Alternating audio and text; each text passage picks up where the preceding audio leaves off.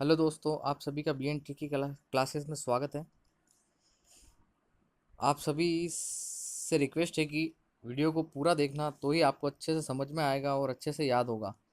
तो आज के इस वीडियो में हम अधिगम के सिद्धांत, उनके प्रतिपादक और उन्होंने किन पर प्रयोग किया था, इसके बारे में पढ़ेंगे।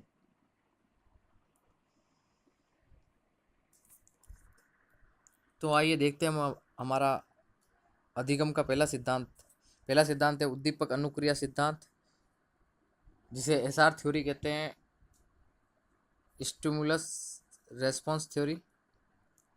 इसके प्रतिपादक थार्नडाइक थे। प्रयोग भूखी बिल्ली पर किया, इसमें उद्दीपक मछली का टुकड़ा था। इसके अन्य नाम है प्रयास व त्रुटि का सिद्धांत, प्रयत्न व भूल का सिद्धांत। तो आइए देखते हैं हम इसको कैसे याद करेंगे।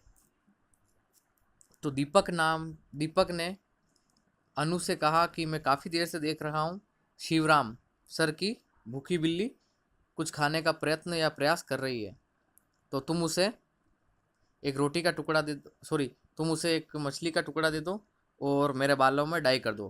तो देखो, दीपक और अनु से हुआ उद्दीपक अनुक्रिया सिद्धांत, ठीक है।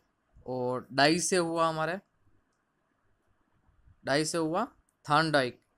और SR मतलब शिवराम सर की भूखी बिल्ली, तो शिवराम को हम SR लिख सकते हैं। तो SR थ्योरी इसका अन्य नाम है।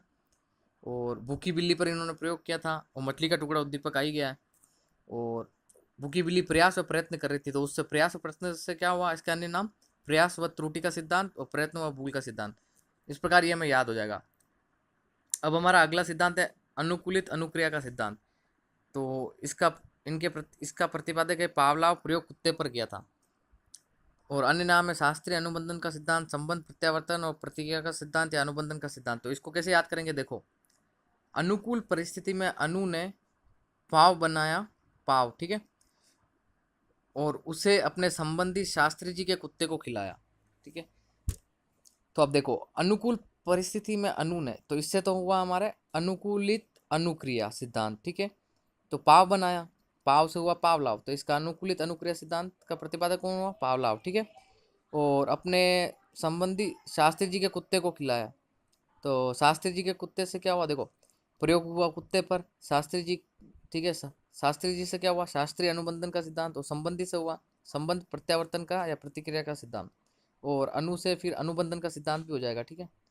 ये हमें आसानी से याद हो जाएगा। अब हमारा आता है पुनर्बलन या प्रबलन का सिद्धांत। इसके प्रतिपादक हल थे, ठीक है, क्लार्क एल हल। प्रयोग भूखी बिल्ली पर किया था। तो इसको हम कैसे याद करेंगे, देखो, प्रबल बल से, ठीक है, प्रबल बल से भूखी बिल्ली ने हल को गिरा दिया, ठीक है। तो भूखी बिल्ली से तो भूखी बिल्ली प्रयोग हुआ, प्रतिपादक हल हो गया, हल से हल। और प्रबल बल से, तो प्रबल से हुआ प्रबलन का सिद्धांत, या बल से हुआ पुनर्बलन का सिद्धांत, ठीक है। ये इस प्रकार हमको आसानी से याद हो जाएगा। अब हमारा चौथा सिद्धांत है सक्रिय अनुबंधन या क्रिया प्रस्तुत अनुबंधन का सिद्धांत। तो इसमें देखो, किस इसका प्रतिपादक स्किनर थे और प्रयोग चूहे और कबूतर पे किया था। तो हम इसको कैसे याद करेंगे, देखो, राम सिंह के नर चूहे ने, नर यानी पुरुष, ठीक है, नर चूहे ने सक्रिय क्रिया कर कबूतर को पिंजरे से आजाद करा दिया, ठीक है। तो देखो, सक्रिय क्रिया से तो क्या हुआ हमारा सक्रिय अनुबंधन या क्रिया प्रसूत अनुबंधन का सिद्धांत, ठीक है। नर चूहे से, तो नर से हुआ हमारा स्किनर प्रतिपादक हो गया, स्किनर में भी नर आ रहा है, और नर से हमारा स्किनर हो गया। और प्रयोग की चूहे ने कबूतर को आज़ाद किया, ठीक है, पिंजरे से। तो प्रयोग किस पे किया, चूहे और कबूतर पर। और चूहा किसका था, राम सिंह का। तो राम सिंह को हम शॉर्ट में क्या लिख सकते हैं, RS। तो इसे RS थ्योरी भी कहते हैं, ठीक है। ये हमें इजीली याद हो जाएगा। अब हमारा अगला सिद्धांत है गेस्टाल्ट सिद्धांत, है सूझ एवं अंतर्दृष्टि का सिद्धांत। इसके प्रतिपादक कोलर, कोफका, वर्दीमर, लेविन थे। और प्रयोग सुल्तान नामक चिंपैंजी पर किया था। तो अब इसको हम कैसे याद करेंगे, देखो,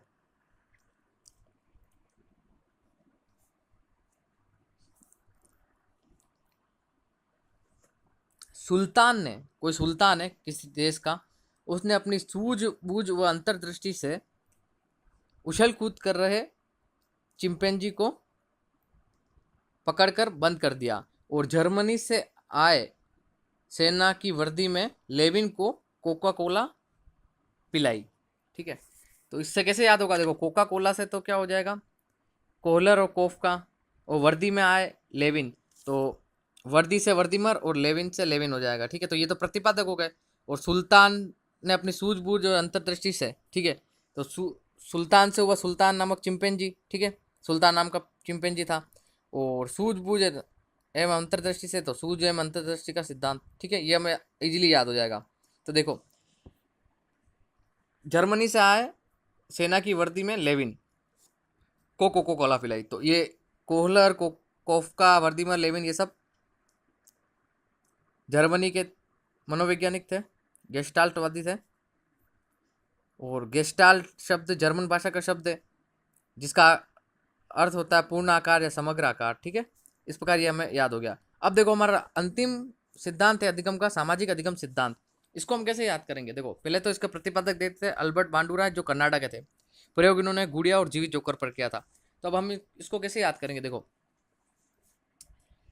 गुड़िया नाम की एक लड़की है, उसने अपने दोस्त अल्बर्ट को कहा कि यार मैं एक सामाजिक फंक्शन में गई थी, वहां पर देखा कि एक जोकर करतब दिखा रहा था, तो अचानक उसका नाड़ा खुल गया। तो देखो सामाजिक फंक्शन से हुआ सामाजिक अधिगम का सिद्धांत। ठीक है, गुड़िया ने अपने फ्रेंड अल्बर्ट को कहा था गुड़िया, ठीक है, अल्बर्ट, तो अल्बर्ट से क्या हुआ, इसका प्रतिपादक कौन हुआ, अल्बर्ट बांडुरा। और नाड़ा खुला जोकर का, तो ये नाड़ा से क्या हुआ, कन्नाडा, तो अल्बर्ट बांडुरा कन्नाडा के थे। ठीक है, और गुड़िया ने कहा कि वहाँ जीवित, सॉरी, गुड़िया ने कहा कि वहाँ जोकर देखा जो करतब दिखा रहा था, तो प्रयोग किस पे किया, गुड़िया और जीवित जोकर पर। तो इस प्रकार सामाजिक अधिगम सिद्धांत अल्बर्ट बांडुरा ने दिया था जो कि कन्नाडा के थे, इन्होंने प्रयोग गुड़िया और जीवित जोकर पर किया था। अगर आपको वीडियो अच्छा लगा हो, ट्रिक अच्छी लगी हो दोस्तों, तो ज़रूर लाइक कीजिएगा और चैनल को सब्सक्राइब एंड शेयर कीजिएगा। Thanks for watching friends.